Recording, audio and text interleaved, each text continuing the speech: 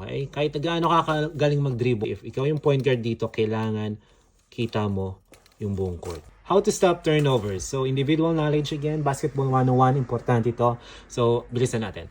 Okay? So, offense natin again is 2 or 1. Okay, 1. Full court tayo ngayon, full court. 1, sabihin natin dito is 2, and then 3, and then 4. So, binato lang natin dito yung offense, tapos inbound is yung 5. Okay? And then, may depensa yan lahat. 1, 2, depensa dito or dito. Depende sa sa situations. Okay? So, here meron din pala dito. Okay. First, actually marami to pero lang natin, iba to lang natin yung naiisip natin ngayon. So, first up is kailangan may skills ka. Okay, basketball, dribbling. Kailangan may dribbling ka. Kung wala kang dribble sa basketball, automatic matu-turn over mo yung bola. Kasi kapag na-receive mo yung bola and then hindi ka marunong mag-dribble, magagawan ka talaga. So that's number 1, skills. Nasa sa'yo na yon kung i-improve mo o hindi. Ganun ka-importante yon. Okay? Next one.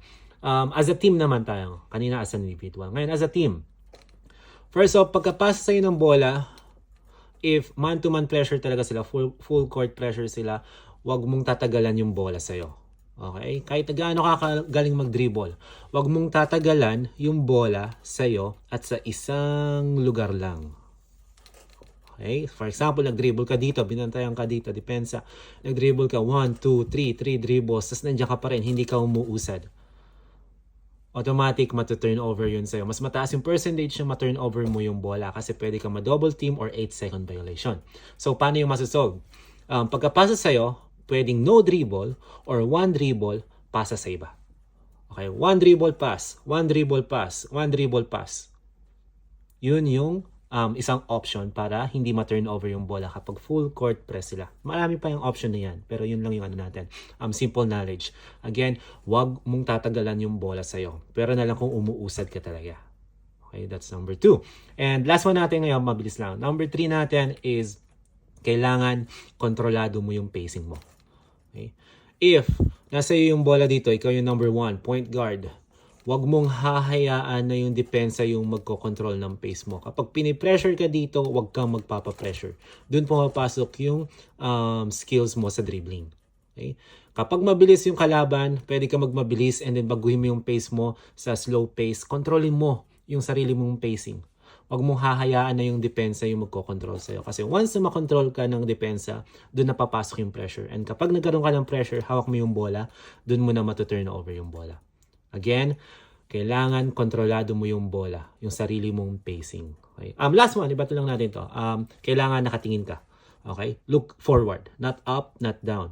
Look forward. Bakit? Kasi if ikaw yung point guard dito, kailangan kita mo yung buong court. Kasi kung nakatingin ka lang sa baba, and then pumunta yung depensa sa'yo, and then na-double team ka, hindi mo na makakontrol yung bola. Turnover.